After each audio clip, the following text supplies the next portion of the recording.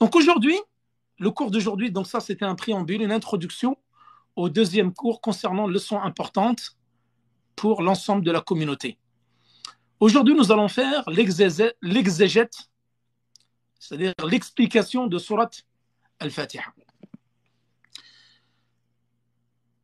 Avant cela, avant l'explication de Surat Al-Fatiha, vous avez Al-Isti'adha.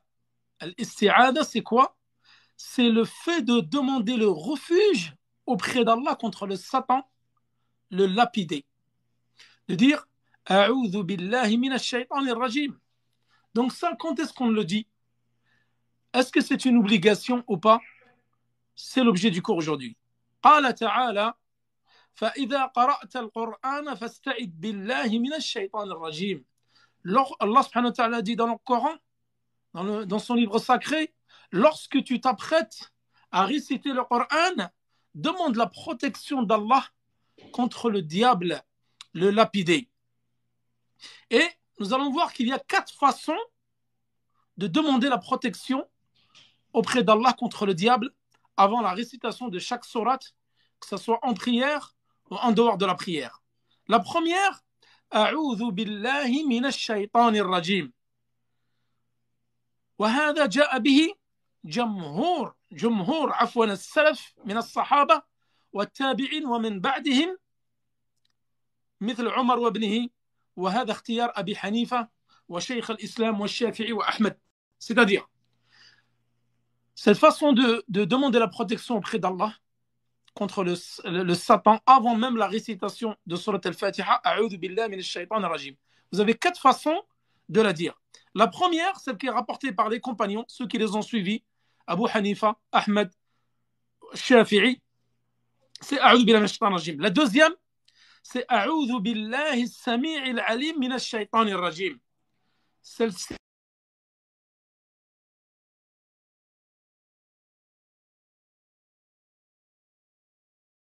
أعوذ بالله السميع العليم من الشيطان الرجيم من همزه ونفخه ونفثه. C'est la troisième façon de demander la protection d'Allah contre le Satan, le lapidé. Et la quatrième,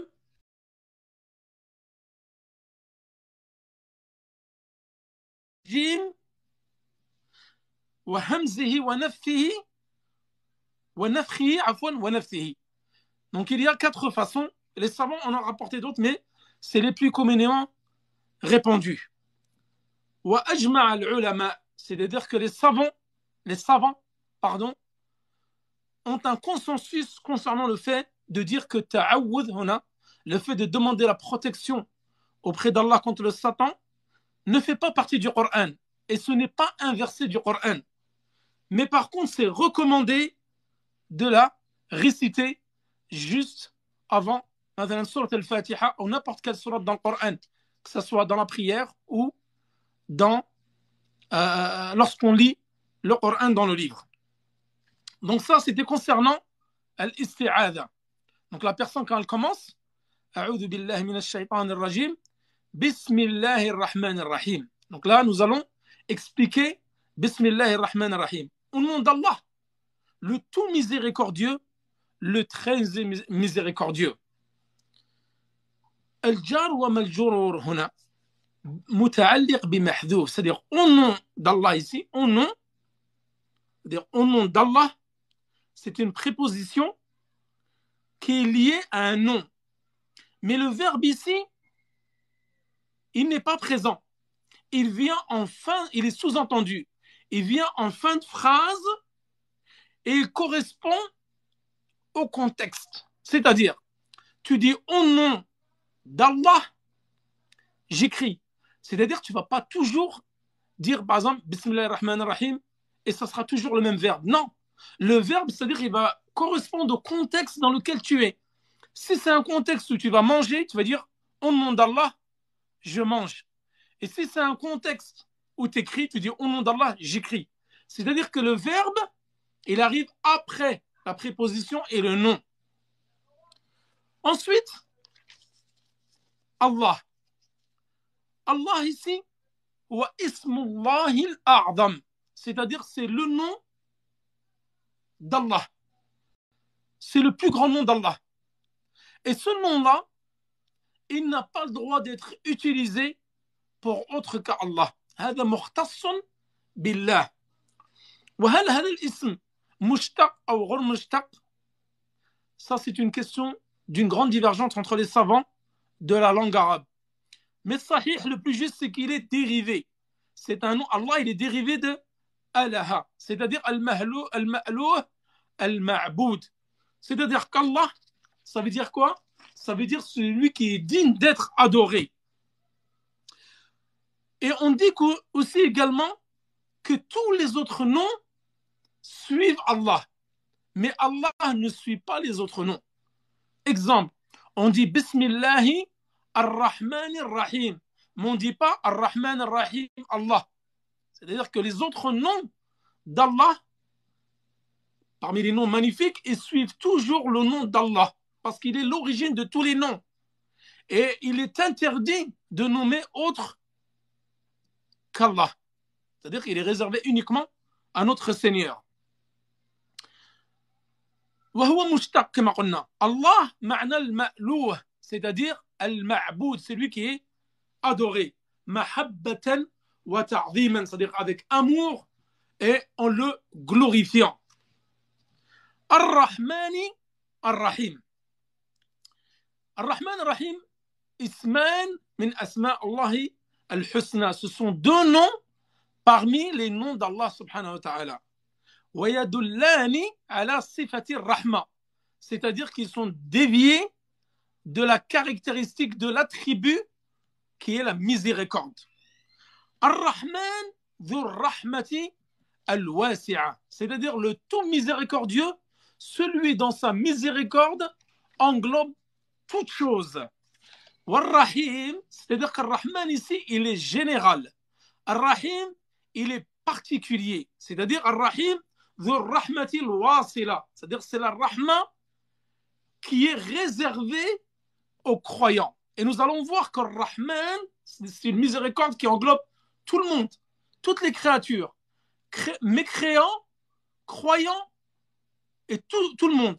Alors que Rahim, elle englobe uniquement les croyants.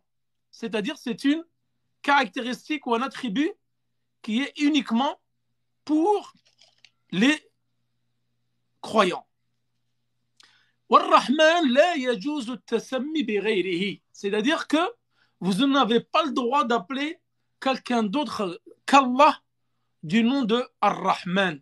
Seul Allah se doit d'être appelé Ar-Rahman. Ar-Rahim, vous avez le droit d'utiliser le mot Rahim pour Allah et pour qu'autre que Allah. La preuve est لقد جاءكم رسول من أنفسكم عزيز عليه ما عنتم حريص عليكم بالمؤمنين رؤوف رحيم. Traduction, certes un messager parmi vous est venu à vous, auquel pèsent lourd les difficultés que vous subissez, qui est plein de sollicitude pour vous, qui est compatissant et miséricordieux envers les croyants. Ici, compatissant et miséricordieux vers les croyants. Ici, il parle de qui dans le verset du Coran? Il ne parle pas d'Allah subhanahu wa ta'ala. Il parle du prophète sallallahu alayhi wa sallam. Donc ce verset, il concerne le prophète. C'est-à-dire c'est le prophète qui est miséricordieux envers les croyants. Donc ça, c'est une preuve du Coran que Ar-Rahim peut être employé pour Allah et pour les créatures d'Allah. Alors que le miséricordieux, il est employé uniquement pour Allah subhanahu wa ta'ala. Donc là, nous avons fini l'explication de Bismillah ar-Rahman ar-Rahim. Question. هل البسملة آية من آيات القرآن? C'est-à-dire, est-ce que Bismillah ar-Rahman ar-Rahim, c'est un verset parmi les versets du Coran? Et est-ce que c'est un verset parmi les versets de la Fatiha? Ici, il y a l'unanimité des savants pour dire que Bismillah ar-Rahman ar-Rahim, c'est un verset dans Surat al-Naml, les fourmis. Donc ce verset, Bismillah ar-Rahman ar-Rahim, il est dans la Surat les fourmis. Et tous les savants sont unanimes à dire qu'il fait partie intégrante de cette Surah. Et est-ce qu'il fait partie du Coran ou pas? Donc les savants sont uniquement unanimes pour dire que Bismillah ar-Rahman ar-Rahim, c'est un verset. Mais est-ce qu'il fait partie des sourates ou pas? L'avis le plus juste, c'est que Bismillah ar-Rahman ar-Rahim, c'est un verset qui est dans le Coran, mais ne fait pas partie des sourates. C'est-à-dire que c'est un verset qui est venu séparer les sourates entre elles. Comme a été rapporté dans le hadith de Abdullah ibn Abbas, il disait que le prophète, lorsqu'il récitait le Coran, en fin de compte, il n'y avait pas de chose qui différencie les sourates d'entre elles. Jusqu'à que le verset est descendu pour dire Bismillah ar-Rahman ar-Rahim entre chaque sourate. Et donc ça, c'est l'avis de qui? C'est l'avis de Ahmed, de Mohammed ibn Hassan al-Shaybani, c'est l'élève de Abu Hanifa, de Tabari, صاحب التفسير, ابن قدامة صاحب المغني, وشيخ الإسلام ابن تيمية, وهذا هو الصحيح. C'est l'avis le plus juste pour dire que Bismillah ar-Rahman ar-Rahim, c'est un verset qui vient séparer les sourates entre elles, mais ne fait pas partie des sourates. Question. Est-ce que Bismillah ar-Rahman ar-Rahim, maintenant qu'on fait l'exégèse, l'explication de Surat al-Fatiha, est-ce qu'il fait partie intégrante de Surat al-Fatiha ou pas? Les savants sont unanimes pour dire que Surat al-Fatiha a 7 versets. Mais pour ceux qui disent que Bismillah ar-Rahman ar-Rahim ne fait pas partie de Surat al-Fatiha, et c'est l'avis le plus juste que nous allons voir, ils disent donc c'est quoi le 7e verset? Il y en a qui disent que Bismillah ar-Rahman ar-Rahim fait partie de Surat al-Fatiha, donc elle fait 7 versets, d'autres disent que non. Et c'est l'avis le plus juste. Et quel est le délit de ça, la preuve? Lorsque Allah subhanahu wa ta'ala, dans le hadith Qudsi, le hadith saint, il dit j'ai divisé la prière. Et nous allons voir que Surat al-Fatiha a plusieurs noms. D'ailleurs, j'aurais dû commencer par cela. Mais c'est pas grave, nous allons en parler juste après. Surat al-Fatiha, ici, Allah subhanahu wa ta'ala, il n'a pas appelé le Fatiha, il a appelé la prière. Et nous allons voir que la prière, c'est un des noms de Surat al-Fatiha. Il a dit j'ai divisé la prière entre mon serviteur et moi en 2 parties. Et mon serviteur aura ce qu'il demande. Ainsi, lorsqu'il demande louange à Allah, c'est-à-dire Alhamdulillah Rabbil Alamin, Seigneur des mondes, Allah le Très-Haut répond mon serviteur m'a loué. Hadith rapporté par Muslim d'après Abu Huraira. Et nous avons vu que dans ce hadith Qudsi saint, rapporté par Muslim, la basmala n'est pas rapportée. Et ça, c'est la meilleure des preuves comme quoi Bismillah ar-Rahman ar-Rahim ne fait pas partie de Surat al-Fatiha. Donc vous allez me dire, comment cela se fait-il qu'il y a cette verset? Donc le 7e verset, les savants disent c'est Ghayr al-Maghdubi alayhim wad-Dallin. Donc ça, c'est le dernier verset qui est non pas de ceux, le chemin de ceux que tu as comblés de faveur, et non pas de ceux que tu as encouru de ta colère ni des égarés. Donc cela, nous allons traduire à la fin. Donc là, Al-Basmala, d'après l'avis le plus juste, d'après le hadith que nous avons rapporté, à l'instant, ne fait pas partie de l'Fatiha. Donc là, nous avons expliqué Bismillahi ar-Rahman ar-Rahim, au nom d'Allah, le tout miséricordieux, le très miséricordieux. Nous allons maintenant commencer la traduction ou l'explication, de Surat al-Fatiha. À savoir que Surat al-Fatiha a exactement 8 noms qui ont été rapportés par les savants. Et chaque nom a un hadith qui s'y est associé. Je ne pourrai pas bien sûr citer tous les dalils parce que le live va durer 1 heure. Et donc ça, c'était pas l'objet. L'objet, c'est de vous faire, comme je vous l'ai rappelé en introduction, Cheikh Ibn Baz, il a dit ces leçons doivent être simples parce qu'ils sont destinés non pas aux étudiants en sciences, mais pour l'ensemble de la Ummah, c'est-à-dire la masse des gens de l'islam. Comprendre les rudiments, c'est-à-dire une sourate al-Fatiha que vous récitez 17 fois par jour, hormis les nawafil et les prières surrogatoires, et le witr, vous la récitez 17 fois. Donc le musulman de la masse se doit de connaître la signification de cette noble sourate, qui est la meilleure des sourates, et qui est aussi la sourate la plus grandiose du Coran. Les 8 noms. Tout d'abord, elle a été révélée à Mecca, chose très importante.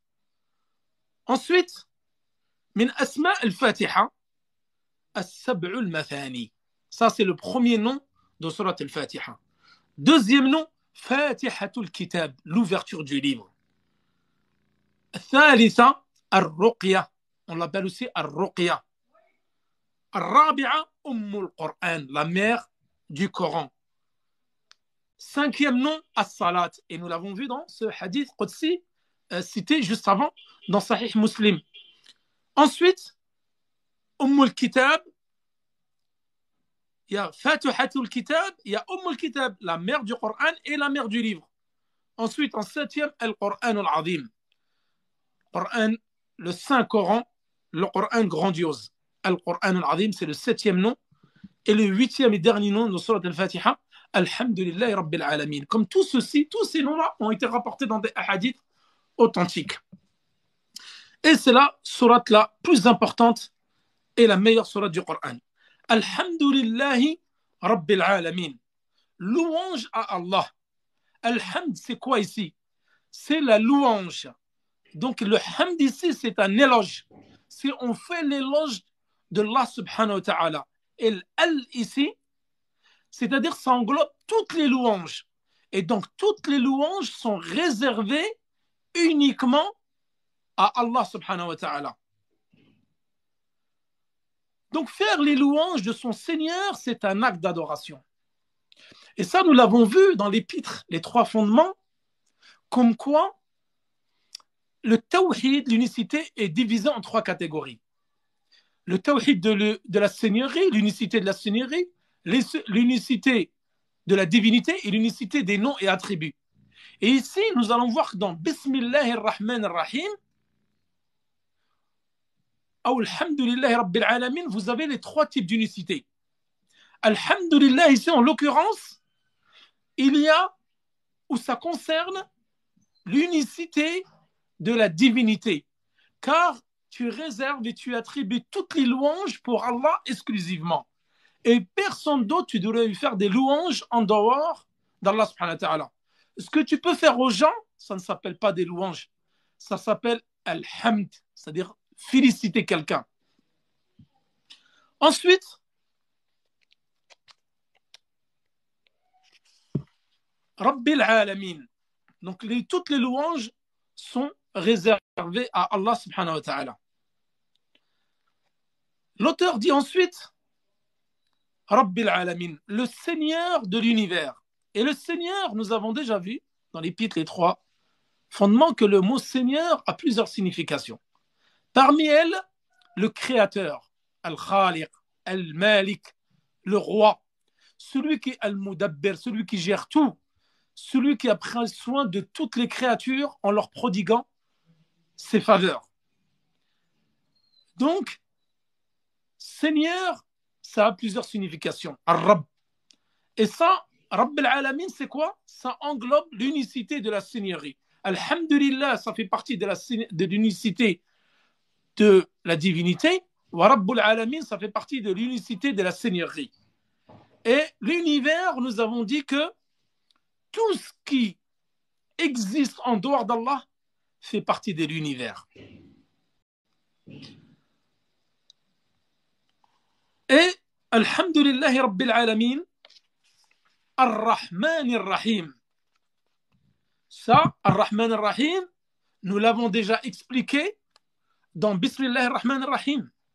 Donc nous avons dit que le tout miséricordieux et le très miséricordieux, ce sont deux noms qui sont réservés à Allah subhanahu wa ta'ala. Le premier exclusivement pour Allah, vous n'avez pas le droit d'appeler quelqu'un d'autre Ar-Rahman, mais Ar-Rahim, vous pouvez appeler Allah Ar-Rahim et quelqu'un d'autre Ar-Rahim, comme nous avons vu dans le verset du Coran, que le prophète sallam était également appelé Rahim.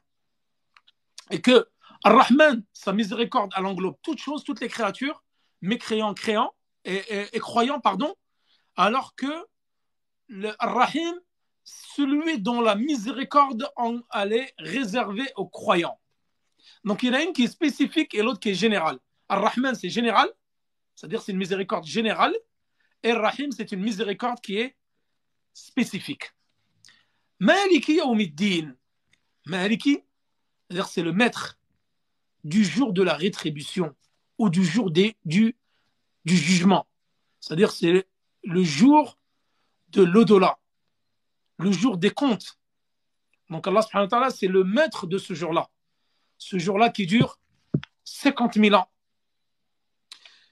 Et ce jour-là, comme il est dit dans le hadith, l'homme avisé est celui qui rend des comptes à son âme.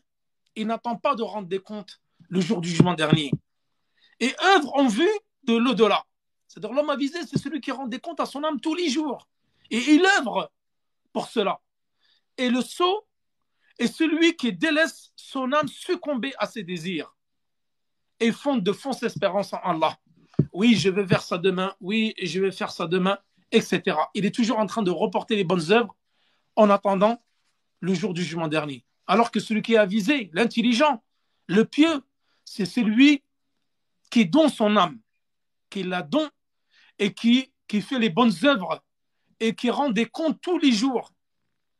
Comme il disait Omar ibn Khattab, rendez des comptes à votre âme avant que vous ne rendiez des comptes le jour de la résurrection ou le jour du jugement ou le jour des comptes. Ihdina as-sirat al-mustaqim. Guide-nous sur le droit chemin. Et guide-nous ici, on peut l'interpréter de différentes façons. C'est-à-dire, al-hidayah, la guidée, elle est divisée en deux catégories. Vous avez la guidée qui s'appelle ad-dalala wal-irshad, qui est réservée à Allah subhanahu wa ta'ala, à ses prophètes, ses envoyés et à tout homme parmi les salihin, c'est-à-dire les pieux. Innaka la tahdi man ahbabt walakin Allah yahdi man yasha. Cette guidée-là, c'est celle dalalat hidayat at-tawfiq afwan. Donc vous en avez deux. Hidayat ad-dalala wal-irshad, qui est réservée à Allah ainsi que ses envoyés, ses prophètes, les compagnons et tout homme pieux. Et vous avez la deuxième, ça c'est la preuve dans le Coran. Et la deuxième, c'est celle qui est réservée uniquement à Allah subhanahu wa ta'ala. Hidayat al-tawfiq. Seul Allah subhanahu wa ta'ala peut guider les gens. Et celle-ci, elle a été rapportée dans le verset suivant. Innaka la tahdi man ahbabta walakin Allah yahdi man yasha. Lorsque l'oncle du prophète sallallahu alayhi wa sallam était sur le point de mourir, et le prophète sallallahu alayhi wa sallam disait, Ya am, oh oncle, dis la ilaha illallah, tu connaîtras le succès. Et lui, il n'a pas pu dire cette parole-là. Ensuite, ce verset est descendu en parlant du prophète sallallahu alayhi wa sallam. Allah ici, il dit, tu ne guides certes pas qui tu veux, mais c'est Allah qui guide les gens. Donc la guidée est de deux types. Celle réservée à Allah et celle qui est réservée à Allah et à ses créatures. Ihdina as-sirat al-mustaqim, c'est guide-nous sur le droit chemin. Et guide-nous ici signifie quoi? C'est indique-nous, dirige-nous et raffermis-nous. Ici, tu demandes à Allah, c'est une dua ici. Tu demandes à Allah qui te guide sur le droit chemin. Was-sirat, c'est quoi sirat ici? Les savants ont donné plusieurs significations concernant sirat. Et là, ils ont dit sirat, c'est l'islam. D'autres ont dit sirat, c'est le Coran. Et d'autres ont dit sirat, c'est le messager, c'est-à-dire c'est Rasoul. C'est-à-dire guide-nous pour qu'on suit le prophète. Ou guide-nous pour qu'on suit, on applique le Coran. Ou guide-nous sur le chemin de l'islam. Donc on demande à Allah subhanahu wa ta'ala de nous guider. Et ça, c'est la meilleure des du'as que vous puissiez faire au quotidien. Et on demande à Allah subhanahu wa ta'ala 17 fois par jour dans Surat al-Fatiha de nous guider sur le droit chemin. Car c'est la meilleure des invocations que le croyant peut faire tous les jours. Ensuite, il y a un deuxième type de guidé, c'est celui qu'on demande à Allah qu'il nous raffermisse sur ce chemin-là. C'est-à-dire que tu peux demander à Allah subhanahu wa ta'ala qu'il te guide sur le droit chemin, mais il faut aussi lui demander qu'il te raffermisse sur ce droit. Parce que demain, tu peux être guidé sur le droit chemin. Ensuite, tu peux dévier et tu peux t'égarer. On demande à Allah qu'il nous guide sur le droit chemin qui est l'islam et qu'il nous raffermisse sur ce chemin-là. Car le prophète sallallahu alayhi wa sallam, parmi les invocations qu'il faisait tout le temps, Ya muqallib al-qulub, thabbit qalbi ala dinik. Oh, celui qui tourne ou qui tourne les cœurs entre ses deux doigts, parce qu'on sait que les cœurs sont entre les deux doigts du miséricordieux. Thabbit qalbi, ya muqallib al-qulub, celui qui détourne les cœurs. Thabbit qalbi, raffermis mon cœur sur ta religion. Le prophète sallam, il demandait toujours à Allah qu'il soit raffermi sur le chemin. Ensuite, Sirat alladhina an'amta alayhim, c'est-à-dire le chemin de ceux que tu as comblés de bienfaits. Et c'est qui ces gens-là que tu as comblés de bienfaits? C'est-à-dire les prophètes, les véridiques, les martyrs et les vertueux. Et cela, il dit dans le verset suivant. وَمَنْ يُطِعِ اللَّهَ وَالرَّسُولَ فَأُولَٰئِكَ مَعَ الَّذِينَ أَنْعَمَ اللَّهُ عَلَيْهِمْ مِنَ النَّبِيِّينَ وَالصِّدِّيقِينَ وَالشُّهَدَاءِ وَحَسُنَ أُولَٰئِكَ رَفِيقًا. Quiconque, traduction rapprochée, quiconque obéit à Allah et à son messager, ceux-là seront avec ceux qu'Allah a comblés de ses bienfaits. Les prophètes, les véridiques, les martyrs et les vertueux, et quels bons compagnons que ceux-là. Donc ceux qu'Allah a comblés de bienfaits, c'est qui? Les prophètes, les martyrs, les véridiques et les vertueux. غير المغضوب عليهم ولا الضالين. Et non dans ceux tu as encouru de ta colère. Et qui sont-ils, ceux-là? ولا الضالين. Ce sont les Juifs. Car les Juifs ont eu la science et ils ne l'ont pas mise en pratique. Et les chrétiens, Abdallin, ce sont les égarés. Eux, ils pratiquaient leur religion sans science. Et le musulman, le croyant, comme nous l'avons rappelé dans les 3 fondements, le croyant, et ça c'était dans les 4 principes, c'est celui qui demande la science à Allah et la met en pratique. Donc le croyant, il apprend sa religion et la met en œuvre. Les Juifs avaient la science, ils ne l'ont pas mis en pratique. Et les chrétiens n'avaient pas de science et pratiquaient leur religion avec ignorance et égarement. Il y a un hadith du prophète qui dit, il dit, vous suivrez, c'est-à-dire en parlant de nous, les musulmans, la voie de ceux qui vous ont précédés pas à pas, au point que s'ils voulaient entrer dans un trou de lézard, vous y pénétreriez également. Les compagnons ont dit, oh, envoyé d'Allah, nous criâmes-nous, tu parles des juifs et des chrétiens. Qui d'autre? Répliqua le prophète sallallahu alayhi wa sallam. Et dans un deuxième hadith qui vient corroborer cela, c'est-à-dire concernant les égarés et ceux dont Allah est en colère contre eux, c'est le hadith des 73 sectes. On l'appelle hadith al-iftiraq, que tout le monde connaît. Les juifs se sont divisés en 71 sectes ou groupes. Les chrétiens se sont divisés en 72 sectes. Et notre communauté va se diviser en 73 sectes. Tous entreront en enfer, sauf une. Ils l'ont dit, oh prophète, c'est laquelle? Elle dit, ce sur quoi je suis, ainsi que mes compagnons. Également une parole de Sufyan ibn Uyayna, qui a été rapportée ici dans l'explication de Cheikh Abdelzer, où il dit, ici l'objectif est de mettre en garde contre les savants du mal et les adorateurs des ténèbres. Donc Sufyan ibn Uyayna, il dit, celui ou ceux de nos savants qui sont corrompus ont un trait de ressemblance avec les juifs. Pourquoi? Parce qu'ils avaient la science. Et ils ont été corrompus, ils ont dévié du droit chemin. Et ceux de nos adorateurs qui sont corrompus ont un trait de ressemblance avec les chrétiens. Pourquoi? Parce que ces adorateurs-là pratiquaient en toute ignorance et c'est pour ça qu'ils se sont égarés. Et donc avec cela, nous avons fini l'explication de Surat Al-Fatiha, cette noble Surat qui est la plus importante et que nous venons à réciter 17 fois par jour, hormis les prières surrogatoires. Wa sallallahu ala nabina Muhammad wa ala alihi wa sahbihi wa sallam. Wallahu ta'ala a'la wa a'lam. Mardi, Inch'Allah, nous ferons l'explication des piliers de l'islam, les 5 piliers de l'islam. Nous allons survoler l'explication des autres sourates parce que cela, je compte les expliquer à part dans une série de cours sur le tafsir, donc de Juz Amma jusqu'à Surat al-Nas, de Amma Surat al-Nas. Donc je me suis dit, pour ne pas me répéter et pouvoir avancer aussi dans l'explication de ce livre qui est long, donc j'ai préféré, après tafsir Surat al-Fatiha, nous passons directement au pilier de l'islam mardi, Inch'Allah.